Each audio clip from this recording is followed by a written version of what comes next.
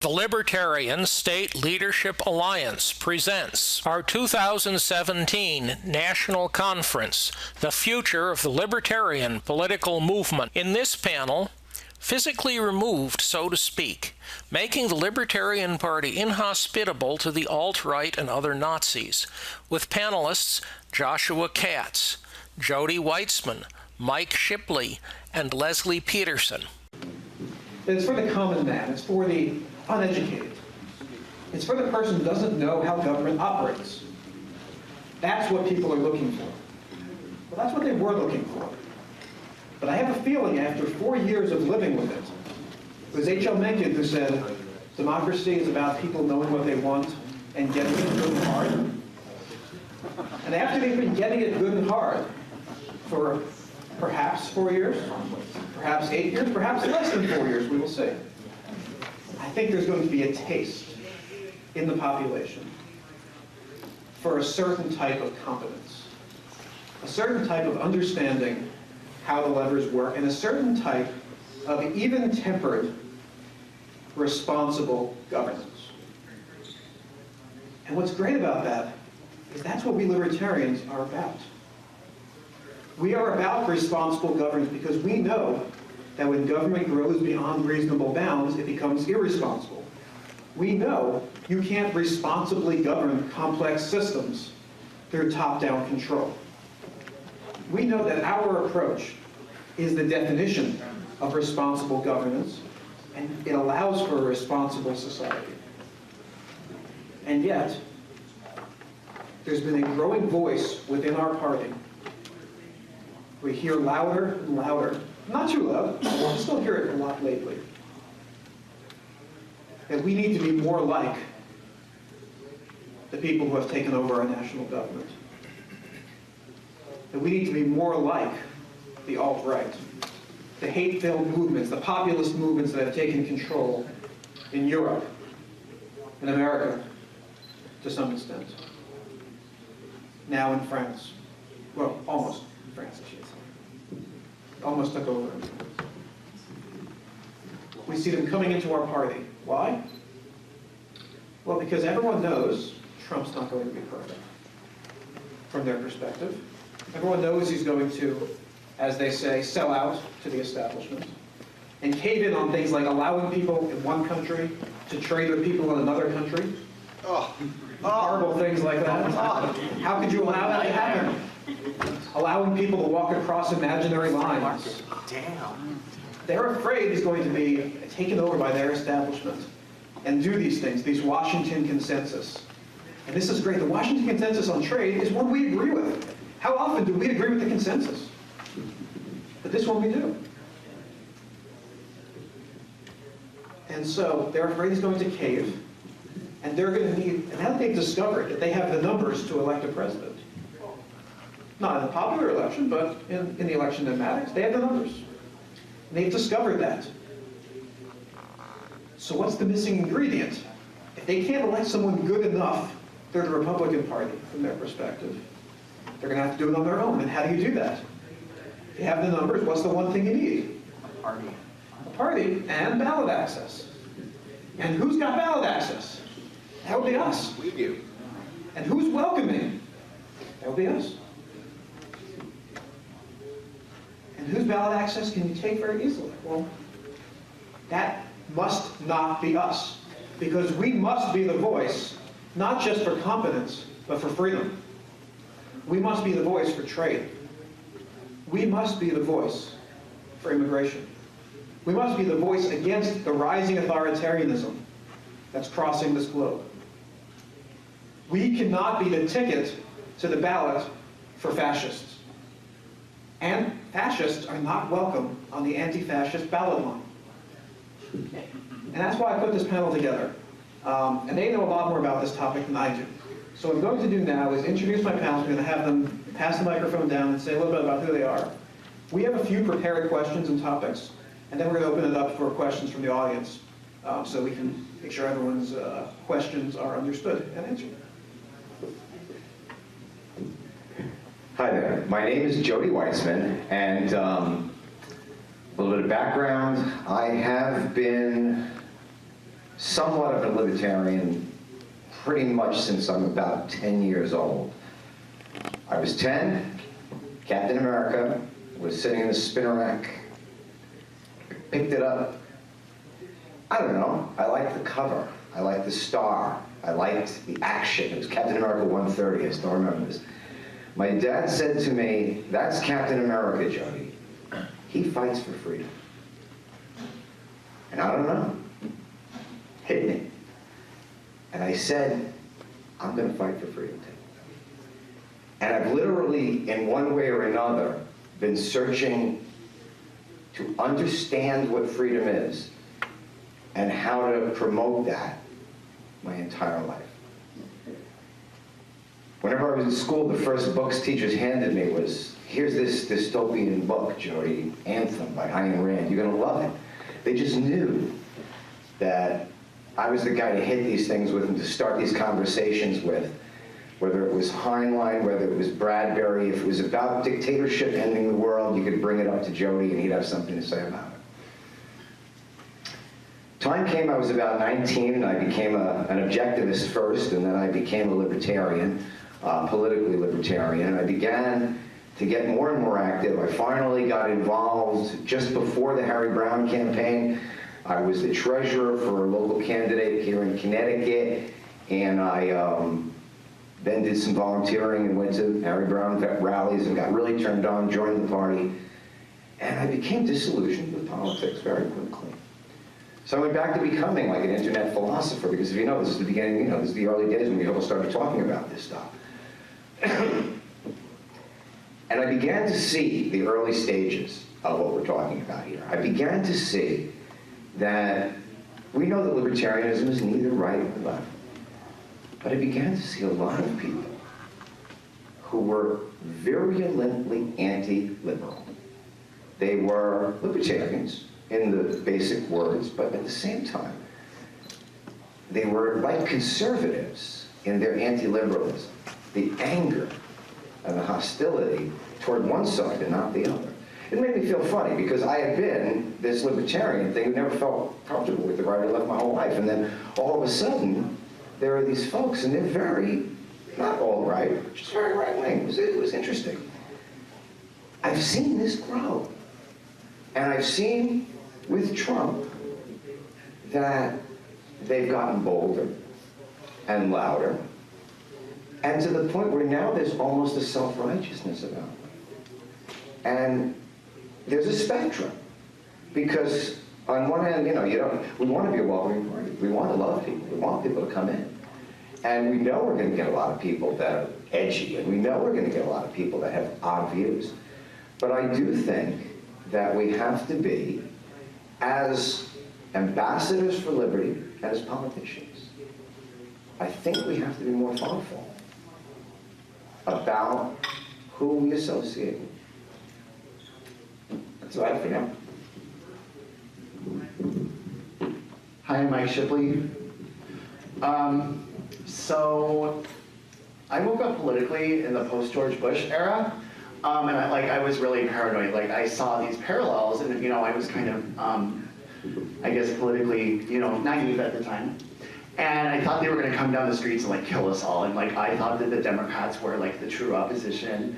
And I was involved in Move On. It's my fault that they took over Congress in '06, because I was one of those phone banking people, right? Right? I was a Soros plan. I'm just kidding. Don't panic. It's not really true. So anyway, my first libertarian act, what I now know was my first libertarian organizing act, is I started a chapter of the Pink Pistols, because I wanted to shoot back when they came down the roads to come take us away, right? And I couldn't get that in democratic spaces. So I thought it was a genius. I was like, oh my gosh, I'm going to smash the left-right paradigm. Right? These people don't know what's going to hit them. And it turns out that's libertarianism, right? So an actual libertarian came to one of our shoots, and he's like, yeah, let me introduce you to this philosophy. I was like, oh. So then Ron Paul happened, and so the rest is history. My first libertarian convention was Denver in 2008, where Bob Barr happened. So that was kind of demoralizing for me. But anyway, then the rest is history. I'm now sitting as chair of Outright Libertarians. which I've been for 3 years now. I'm a state party secretary. I am my county party secretary. Numerous other projects in various libertarian and audacious and stuff like that. So thanks. It's great to be here today. Hi, my name is Leslee Petersen. I started my libertarian journey as both a second-generation libertarian and a recovering Democrat. Try and put that one together, but it happened. I've been a libertarian for about 10 years now. It started with a gift of Atlas Shrugged from my AP Lit teacher when I left high school, and continued on into Objectivism and Ron Paul, and now I am the outreach chair of Outright Libertarians. I am in the Povertarian Caucus. I am in the Audacious Caucus. I've worked with my county and my state and the national parties. I am here serving on this panel, and we'll be doing another talk for Querying the Jury later this afternoon. And we're going to start with Leslee today. Leslee, what are we worried about? Why should we be worried about this in the first place? We're libertarians. Our philosophy, isn't it, inherently invulnerable to these alt-right, hate-filled, populist, anti-trade, anti-immigration, conspiracy theory, whatever you want to call it? Aren't we invulnerable to them? Putting me on the spot, eh? I wish I could say that we were invulnerable. Our philosophy is invulnerable, but our movement is not. We've gotten to a place in our movement where we value free speech over our principles. We allow people to talk about all their odd views, which we all have our own odd views. Heck, I'm part of the Audacious Caucus. I don't think I can tell you any more about odd views. But just because somebody is talking about a non-mainstream view doesn't mean that that non-mainstream view aligns with our philosophy. But as libertarians in our desperate struggle and grab for more membership, we allow people to come in and say what they want without any care to whether it aligns with our principles and our philosophy. We've seen this. We had debacles earlier this year with state conventions, people coming in and speaking in the name of free speech, in the name of open debate, but hosting people whose ideas do not align with our party politics and our philosophy. This open and welcoming stage we have is easily misconstrued and easily taken over by groups who have organization. They are organized, they are determined, and they have a plan to take us over and to use our ballot access. So we are very vulnerable to this unless we've got a firm grasp on our party philosophy and we don't let other people take that from us and insert their own in there. Mike? So yeah, I definitely see a vulnerability and it's been pre-existing for a while. So there's actually, I mean, it isn't just hypothetical. There's precedent for this in the 80s and 90s with the paleo-libertarian and some of the different writings that were made. And just to echo kind of Leslee, we do want to grow, we do want to succeed, right? And so there was this idea that reaching out to small government conservatives, disenfranchised people on the right was a helpful idea, right? Because, small government, limited government, there is some overlap there, right? So I think maybe inadvertently, a combination of inadvertently and deliberately, right, the rhetorical framework that is appealing to those people that were being reached out to during that time contain the seeds of what is resonating with alt-right personalities today, right? So we have this sort of rhetorical history of downplaying some issues and lifting others up in order to appeal into that, that Venn diagram space that was so helpful at the time, right? So it's almost like the new status quo. Like we have narratives that have been around for so long that like we don't even realize, how much more room there is, So yeah, so that makes us vulnerable in a lot of ways. When I think about our vulnerability, I think about the size of our pond. We're a very small group. Oh, yes. Small groups are easily taken over. They're easily co-opted by organized, thoughtful movements and charismatic leaders. We are prime turf. We are also a little hubristic. We are also a little insular. We have our own little bubble. And we're kind of innocent in that regard. We're the anti-political party. So we don't know just how dirty people are in the outside world. And we like to think that all humans are rational creatures. There are actually humans who have decided not to be. And fascist and Nazi movements, that's their stock in trade. Their stock in trade is anger, emotion, hot takes on everything. We do that. And sometimes it's good. Like, you know, it gathers people and their emotions and their passion, because passion is a great way to get a conversation going. But once that conversation is going, that's when the manipulator can come in and start to move it that way. And that's when you'll see the xenophobia comes in. That's when you'll see the anti-Islam comes in. That's when you'll see these little aside things come in. And the problem is, it's not either or. What I think you're looking for is excess. And that excess thing is the danger. But you don't know what that is because it's different for every person. That kind of stuff is what makes us vulnerable. And I think that the danger is taking what I just said and becoming paranoid and building a wall around ourselves and making the problem worse. What we need to do is we need to develop some way that we're loving and we reach out, but we have certain things that we look for that we're going to decide that maybe that's not what we're talking about. And it's okay to be that way. And I think going forward, we're actually going to do this. I actually see success in the future. But I do see the danger right here, right now, the next 10 to 12 years. And I think it's a critical period. That's where I'm at. Thank you, everyone. You talk about charismatic leaders. I think the good news is the LP has a lot of charismatic leaders ourselves. Several sitting right in this room. I agree. And do you agree? I agree. I think I have one right next to me. His name is Max. Yes. And one right next to me. It's great. So I think that's a strength we need to harness. But before we get into what we're going to do about these problems, Mike, I looked at the calendar this morning. It's 2017, not 1930. What are you worried about? Why should you be worried? What is it about today that makes you so worried?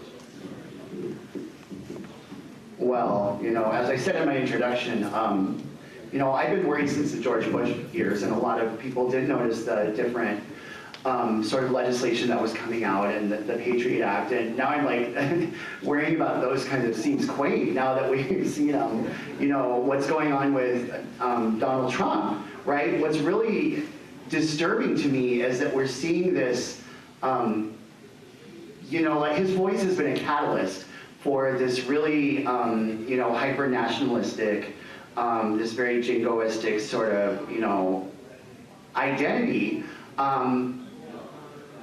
And I mean, it's almost like I feel like I don't have to explain, like, you know, this is Nazi Germany, like in its proto stage. It's, yeah, that like says it all. Oh, it's going to me now. Continuing on what Mike says, the parallels between where we are now and proto-Nazi Germany are strong. We've got a strong nationalist government that is appealing to our fear of the economy and the depressions that we've experienced and the recessions that we've experienced. It's appealing while using a scapegoat of another race and religion. It's using our fear of minorities and crime on the street, which I don't know if you guys follow humanprogress.org, but city crime is at the lowest it's been in recorded history. Recorded history. But if you go to conservative talk media, all you see is city crime, black on black crime, Islamic crime. We see these terrorist attacks, and they're being promoted, but the numbers are low. This is lower than we've ever seen. We've got, society itself is growing, but our government is creating and feeding off of our fear, which is very similar to how Nazi Germany got Hitler in power. And I hate to make this Godwin's Law, right? Godwin's Law, yes. Godwin's Law, where we always appeal to, oh my goodness, this person is Hitler. But the lead up, what we're experiencing, the fear, the Islamophobia, the xenophobia, the economy at risk, these things are too parallel for us to dismiss. We're seeing normal people, our neighbors, our friends and family, who are falling for this fear and voting for charismatic leaders that they believe will save and rescue them from these dangerous and extremist out groups in order to protect the in groups that they are part of. I'm finishing up my degree in community college this semester, and my psychology teacher, this lovely lady who came to ask me about how to talk about gender and sex without offending a trans student, she was great, but she had voted for Trump because she was afraid of the economy collapsing, and she was afraid of Muslims coming in and terrorizing the US. This is what we saw looking back in history on the everyday Germans during the time period. They weren't doing so maliciously. They had fallen for the fear that the government had instilled in them, and we're seeing that happen today. What the LP needs to do is reach out and talk about love, not fear. Talk about how our principles of peace and freedom will solve this instead of creating this monster.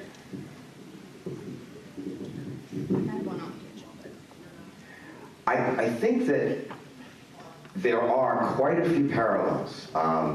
Folks have mentioned it between today and the Weimar Republic in Germany. I think I was about 20 or 21 or something like that when I read Leonard Peikoff's book, The Ominous Parallels. And I read that at the same time that I was reading a book by a Marxist, Georgi Lukács. I believe it was called The Destruction of Reason. One was a book of the Ominous Parallels by Peikoff, was talking about how the 70s leading into the 80s were very similar to the Weimar period, when old society structures were breaking down, fear was on the rise, the old left was falling apart, the right was falling apart, leaving a power vacuum for things like communist movements and Nazi movements to happen. And Peikoff predicted that that was something that we had to be concerned with, and because it was before, it was in that early stage where we were back then. And I saw it, and I said, my wife remembers, I was pretty paranoid about it happening back then. And I kind of went to sleep about it, and I kind of stopped being afraid of it. And I'm still not afraid of it, but it's the kind of thing where I started seeing the signs again. We have the collapse of the Democratic Party into elitist neoliberalism and populist social democracy, for lack of a better word. Bernieism versus Hillaryism. That's a wedge that may heal, it might not heal.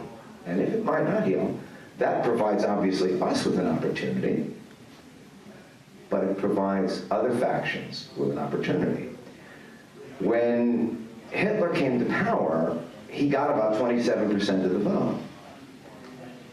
If we allow our society to fragment into enemy camps, this is what happens. And you see it happening. You see the alt-right versus the old right versus the neocon. There's about 5 rights now. And we're kind of like on the edge of part of that. And then there's about, I don't know how many lefts there are, but there are those two big ones. But then there is the more identity politics-based one, and then, of course, you have the reaction to that within the party and outside the party. Like I said, there's strife, there's a breakdown of the old party system, and that creates an opening again. Always my thing. Some charismatic son of a bitch comes along, and he gets a lot of people behind him, and everything else becomes second to that.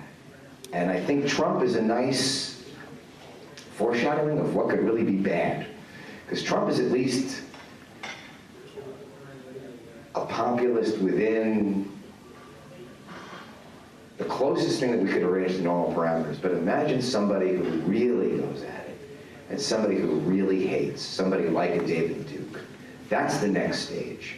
And we're not there yet, but I think that we could get there.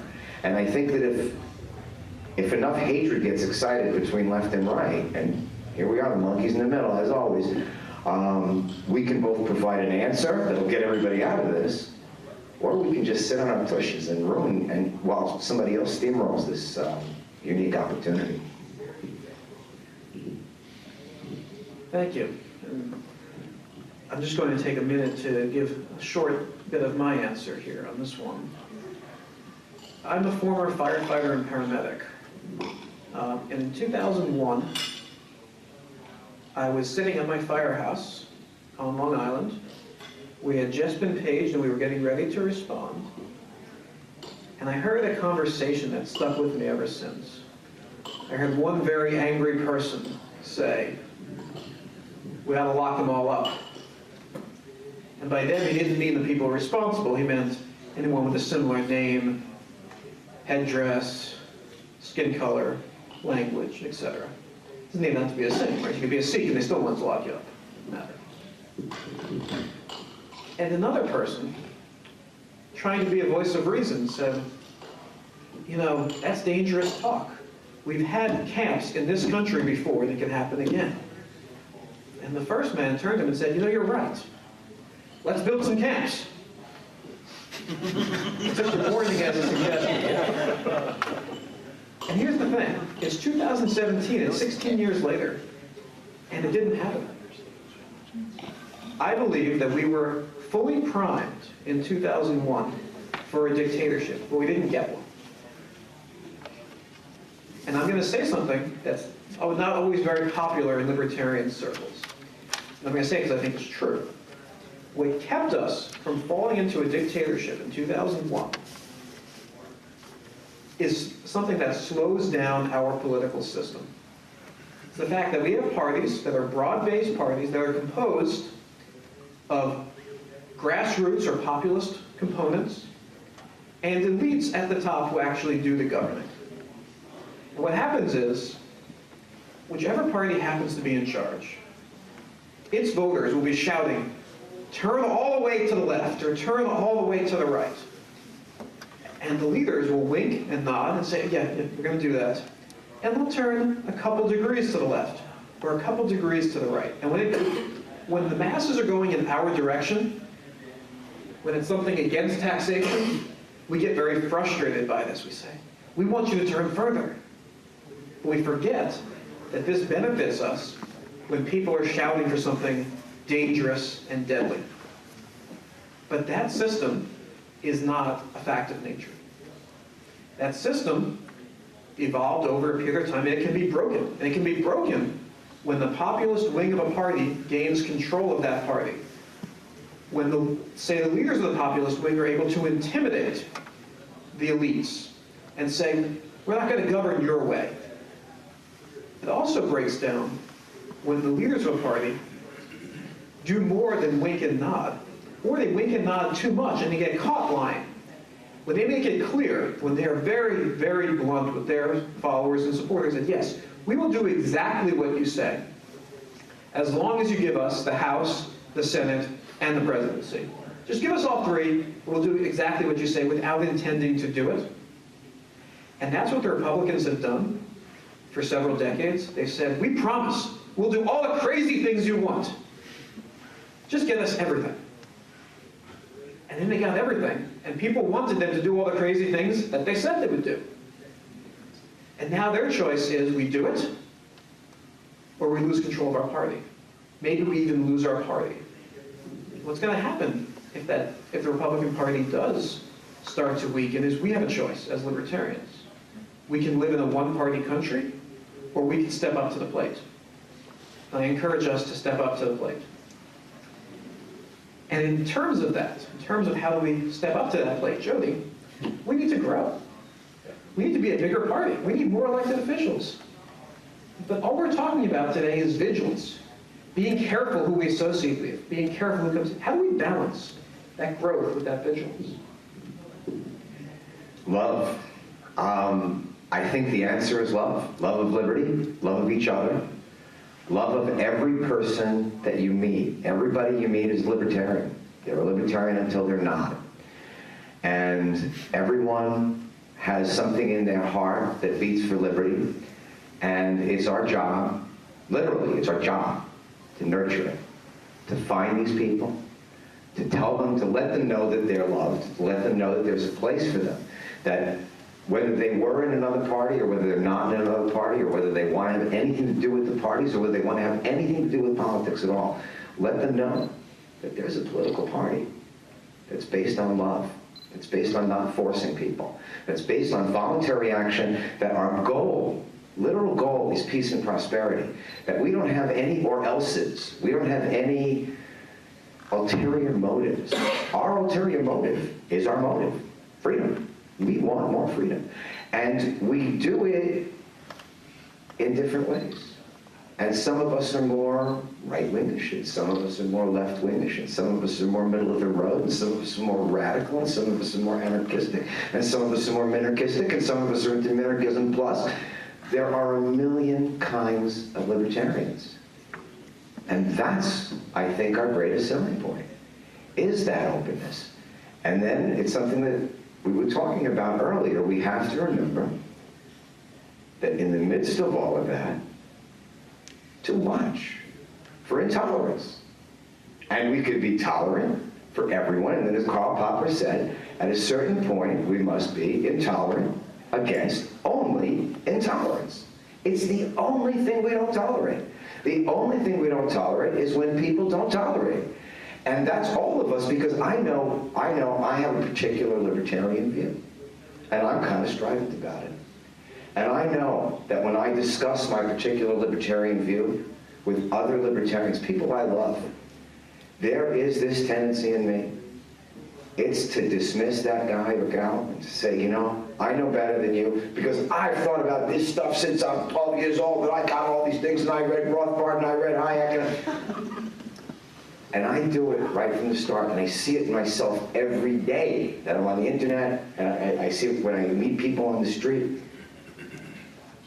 Watch that in yourself, that's all. Be the best libertarian you are. Try to, instead, it's the old, we always talk about, are we a philosophy club or are we a political party? We are a political party. We're a political party with a philosophy. And that's the difference, okay? We're a political party, and we're selling and sharing a philosophy. We've got a double whammy. We've got two things to worry about, but we've got two entries into the human psyche that are unique and a combination they don't have. And I think that's both our selling point and yeah, it's also our danger. But that's why we have to do both. Love, but be vigilant. And look, our founders of this country, that's what they were about. I mean, this is what liberty is. Liberty is everybody's free, but we have to keep an eye because somebody's always going to try to take it away from you because that is also human nature. That's it. Well, so when I came over from the Democratic Party, it wasn't as big as a leap as many might think, right? So I know that we've had a lot of success reaching out to small government conservatives, and so there are a lot more former Republicans than there are former Democrats in our party. And so one of the sort of legacies from our old party, you know, loyalties or whatever you want to call it, is that I mean, I have a visceral reaction to anything that smells Republican. I just do. And anybody, or not any, I don't want to speak for everybody, but we observe that anybody who's a former Republican will have a visceral reaction to anything that smells Democrat, right? And anything that smells liberal. Oh no, these SJWs, this and that, right? But there's a rhetorical thing here because a lot of times it's just about languaging. So right-wing people say cut federal agencies, right? Left-wing people say dismantle systems of privilege, right? Right-wing people will say, you know, over-regulation. Left-wing people will say cronyism. Well, we say cronyism too, but see what I mean? A lot of times we're saying the same thing, but we're just, you know, saying a different thing at the same time, and everyone's like, ugh. Well, and this always comes up when like anytime factionalism explodes. Like, intellectual diversity is a strength for us. The fact that we don't have a lockstep talking points memo type environment, that's a good thing. Like, that's a really good thing. But we have to not be afraid of the fact of exploring the vast space that exists outside the old status quo narratives, right? So to me, that means not so much, well, how do I guess when there's like isolated individuals, like I do kind of support making those people feel very unwelcome, that no platformism like thing, like no Nazi should ever stand on our stage and recruit within our spaces. So like that's really super important, right? But I think what's also super important is kind of to echo what Jody said, like that love, right? That love of liberty and that desire to bring more people in. And we have a lot of issues that sort of the Bernie independent like types could be really open to right now, the anti-war, the gender and sexual minorities, you know, immigration reform, anything that would be like a social issue. Why do I feel dirty saying social issue in front of libertarians?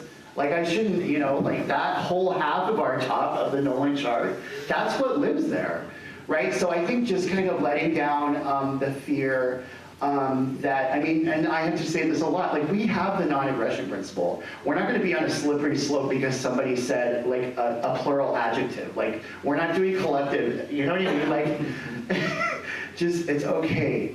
We have the non-aggression principle. We can explore a lot of other issues that people on the left are receptive to. And I'm having I guess I'll kind of share it. I don't know how much time I have left, but I'm gonna like keep talking.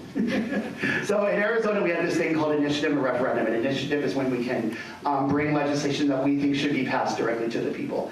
And we have a referendum process where if the legislature passes something we don't like, we can get enough signatures to bring that to the people, right? So it's actually direct democracy, don't panic, right? But, so, and I just accidentally found this out because one of my commitments at the Arizona Libertarian Party is to chair the Volunteer Coordination Committee.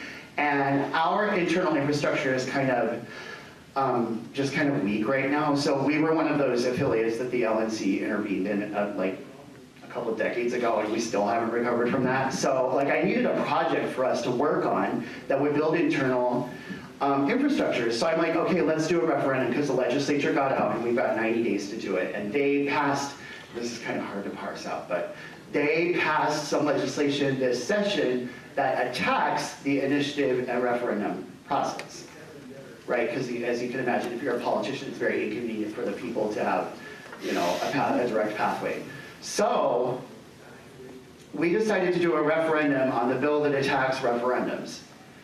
And the really cool thing about this is that Bernie, like the independent, like the grassroots Democrats have like swarmed our campaign. Like I'm sitting here going, whoa, like I just thought this was, and I don't plan to lose, right? You know what I mean? Like I always fight to win. Like I have to bring that spirit of like enthusiasm, right? But like, I didn't realize that like we were actually gonna have the chance to like actually win, right? So all of these people are at the table, and what I thought was, when I think about it, what's going on is that like it undercuts ideology, right? It's a constitutional right. It's a civil sort of.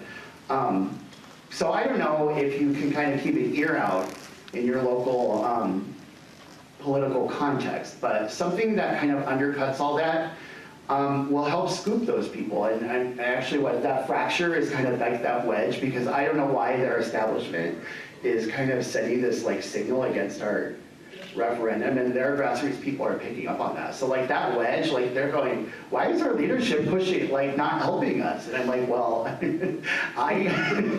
welcome to third-party organizing. But anyway, so those opportunities are there, but just be open to the idea that like once we're in coalition with progressives, we're going to be hearing rhetorical approaches that are very unfamiliar to us, things that are going to kind of raise some defenses, and just have the courage and the love to like push through that, because it's a huge opportunity right now. So I'm going to ask Josh to restate the question, because it's been a while since I heard it. How do we balance growth of the party with vigilance? Okay, so to balance growth with vigilance, I think both Jody and Mike cover that a lot. But I want to talk about red flags. We're trying to grow our party. We're reaching out based on our principles. We say we believe in the non-aggression principle. We believe in civil liberties and in reducing taxation and the size of the government. The point that we get off on the train doesn't matter. We're still going in the same direction. We can reach out to the left and the right, but there are people on both the left and the right. At this moment in history, it's mostly the right who are coming in and saying, oh, well, we agree with these things. And they do a great way of getting in. They know their talking points. I don't know if you guys go on to 4chan. Who knows what 4chan is? Who knows what r/poll is? Okay. There are organizing groups, and they talk to each other about how to appeal to the Libertarian Party. They organize. They're like, these are the things you need to say in order to get into the LP, to get into their leadership. So they think you're one of them. They know the talking points. I've spent more time on there than I want to say. I also spent time in Left Book, by the way. Don't go there. But there are ways to look past that facade, that mask. There are questions we can ask. At this particular moment in history, with this particular threat, there are questions we can ask about borders and immigration, about religious diversity and religious freedom. There are questions we can ask about GSM, gender and sexual minority freedoms, that if you ask in a way to open them up, they will slip up. They're not trying to lie to us. They're just presenting their commonalities. Because we've opened ourselves up with this freedom of speech and providing a platform for all of these unique and odd and passionate views that we all have, they believe and they know that we will allow them this platform because we care so much about freedom of speech. But we need to use that freedom of speech against them. I'm not saying open debate is always the right way. There was a recent fiasco with the state party convention. I disagree with that debate. I don't think we need to provide a platform. As Jeffrey Tucker said, the Libertarian Party conventions, fascists have no place in an anti-fascist convention. But there are ways to use the freedom of speech, to let them talk when we ask them questions, pointed questions, to find these points where they disagree with us. And we can point out and be like, you know, that right there, building a wall, that's not really in our philosophy. Restricting movement, not really in our philosophy. Keeping trans individuals from transitioning, not really in our philosophy. Setting up internment camps, not really in our philosophy. Like, you can believe it. I'm not going to do anything, but maybe this isn't the party for you. But you got to do it subtly, and it's difficult because we find them. Side note, anecdote, we do this a lot in this bill, sorry. I was on Facebook the other day responding to one of our vice chair's posts, something or other.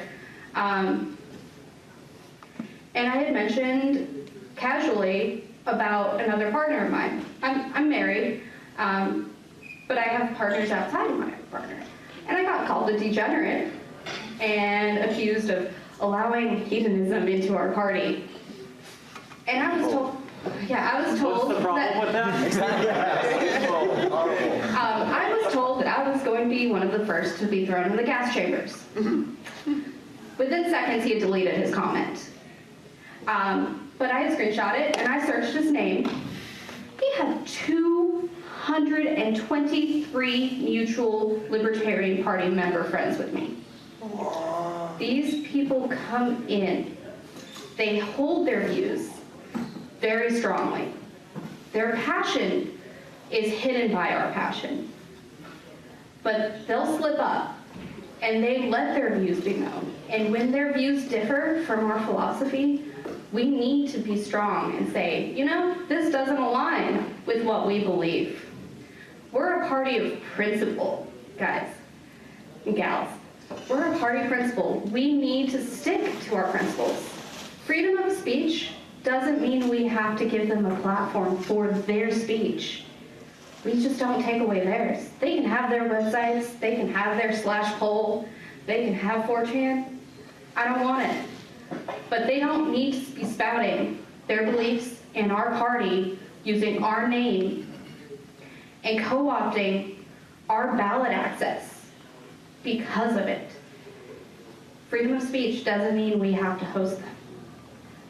Let them slip up, call them out, and tell them they need to find a new party.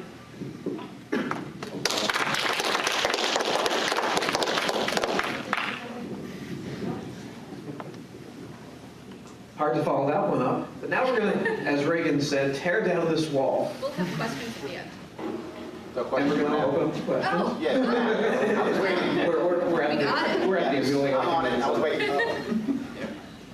Mr. Sharp. I guess the question is, what happens when they're already here, right? When they're already either they're in the leadership or party members or whatever, they're here. Is there value, this is not an opinion, it's an open question, is there value in doing the debate once they're here, or is there some way that we should be expelling them in some way to perform? What happens when they are here? You can have it next. I see that face. And this, I'm going to preface, this is my opinion. I am not speaking for anyone else. I am asking for your opinion. Yes. I would like your opinion, yes. We have a current example of this going on in one of our southern states, a very southern state.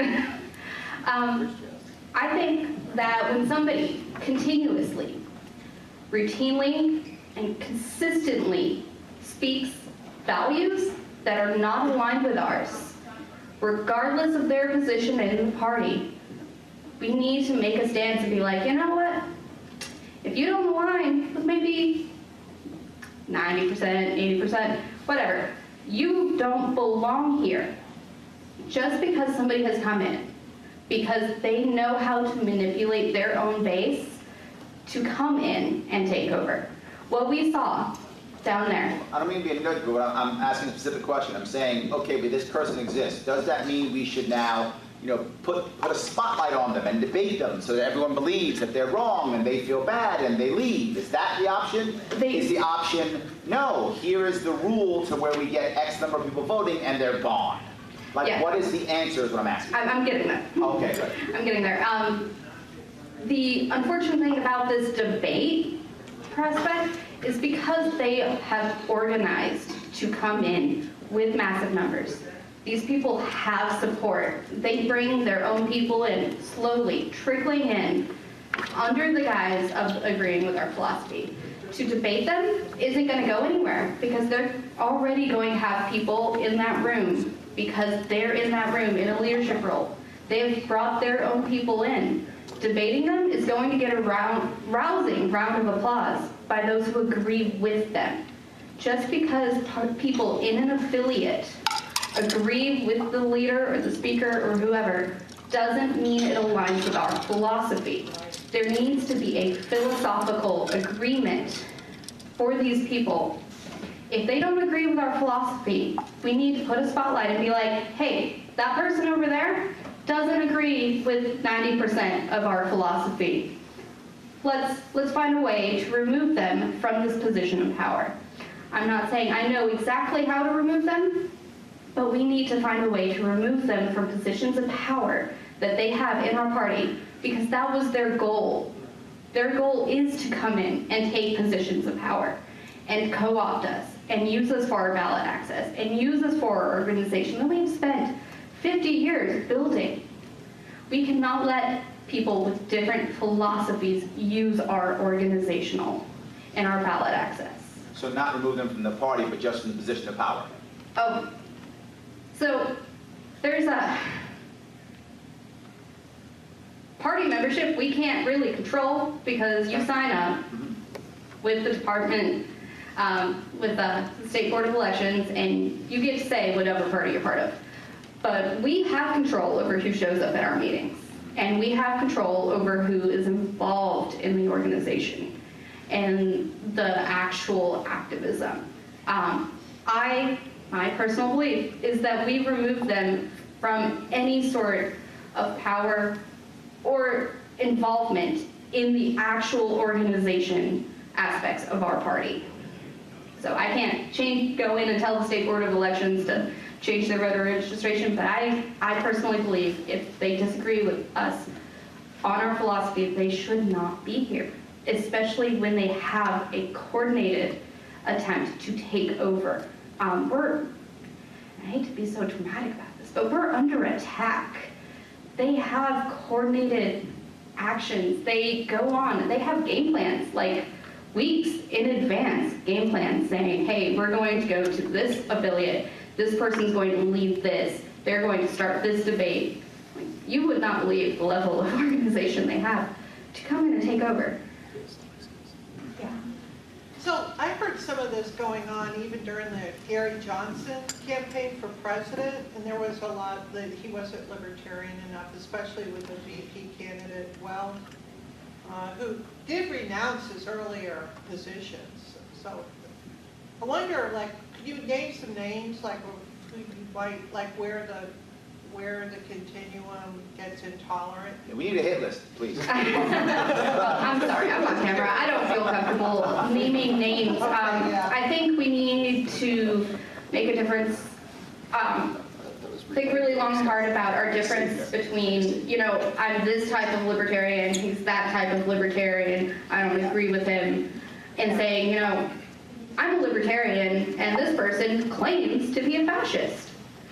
So I think we need to use their own words against them. There's a difference between saying, I'm for a minimal social net, and saying, I'm for internment camps, that kind of thing. Yeah, yeah. I think there's only really one answer to this problem. Show up. This is democracy. Have fun. It's not easy, and the victors are the people who show up.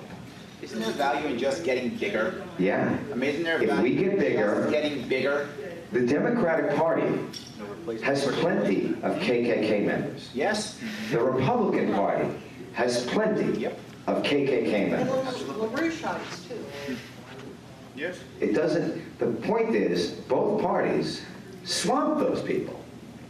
And that's the only way, really. You can't kick them out of the party. It's a political party.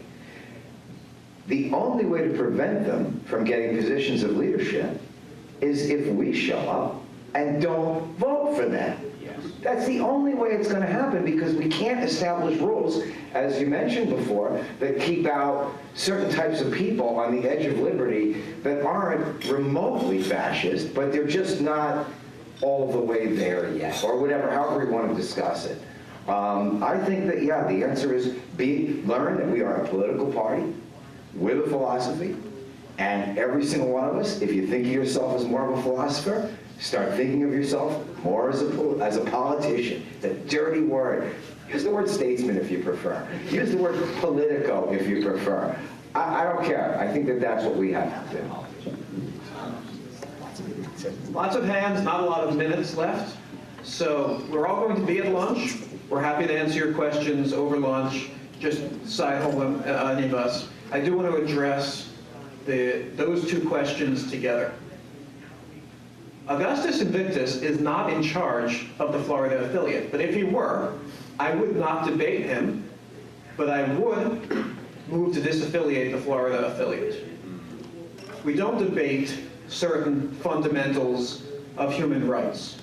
And so coming back to your question, it's not about, what we're talking about here tonight is not about purity. It's not about this person scored less than 100 on the Nolan chart. We're talking about people and ideas that challenge the basics of human dignity, of universal human rights, of movement of people, of the right to live where you choose, the right to trade with others, the basics that make for a civilized society.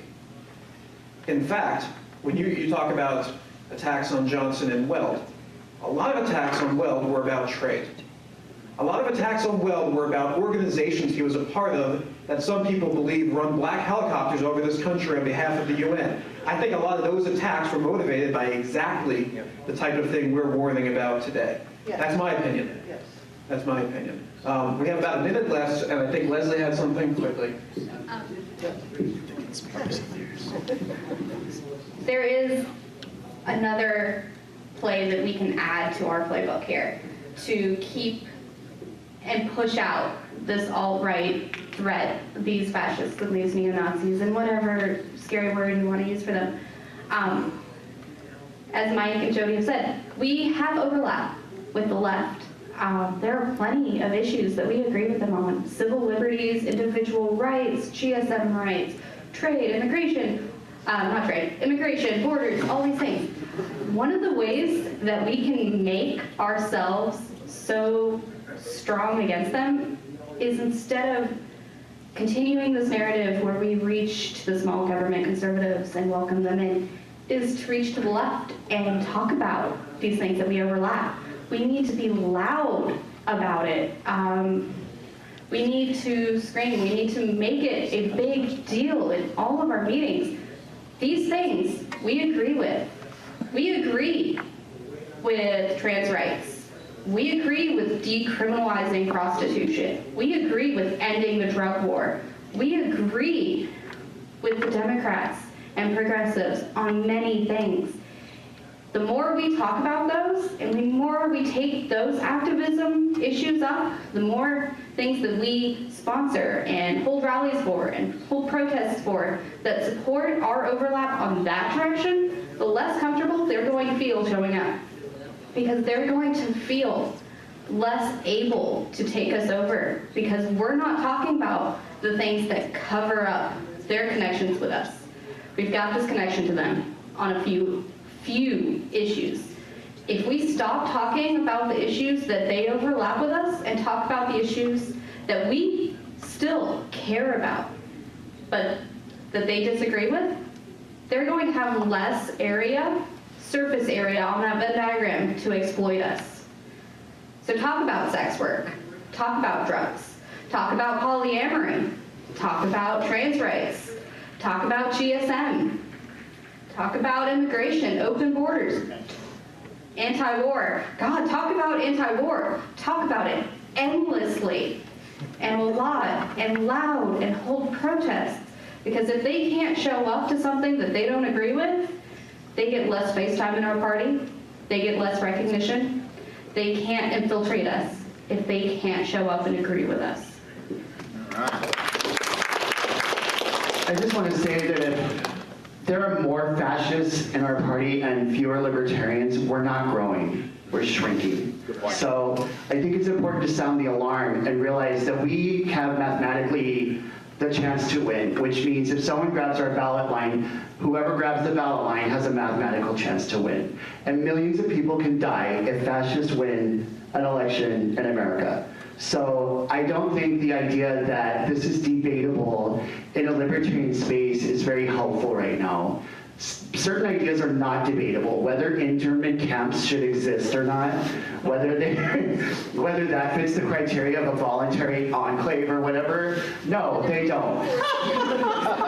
We don't need to talk about that. That is just like, it doesn't, you know, so I just, this is my closing speech, but I volunteer this way and this way and this way.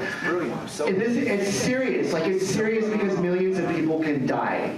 And now is the time for that vigilance. So take the alarm, take it back to your affiliates, and do what your conscience moves you to do, which I hope is to physically remove them, so to speak. I'm so stealing that voluntary enclave. I'm so stealing that. We're party of principle, we're party of human rights, and right now, the party of lunch. Yes. Madam Chair, I will drop in a closing comment. There was a reason I invited the entire Massachusetts recess, all 28 chapters, to send people. I don't know if any of them are here or not. They may not want to identify themselves. But if you are, welcome. My other thought, closing comment, there are sometimes key issues that don't sound important that cause these infiltrators to go off the rails and start foaming at the mouth. Telling them that the UN is not the chief threat to our freedom sometimes upsets a few people. The abortion issue, no matter what you think of it personally, really triggers the far right. People who pound on the table for a strong national defense you should look at carefully. And with that, I believe we are ready for lunch. The Libertarian State Leadership Alliance